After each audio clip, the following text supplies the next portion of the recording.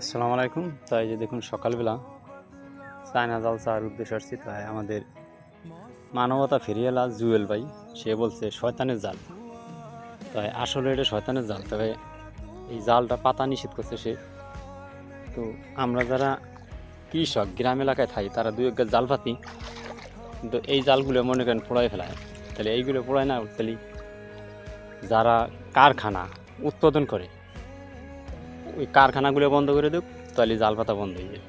তাই দেখুন এই জালগুলায় মানে যা আছে পানিতে, সাপ মাছ যা আছে সব, এক কোনো জিনিস বাদ যাবে না। এগুলো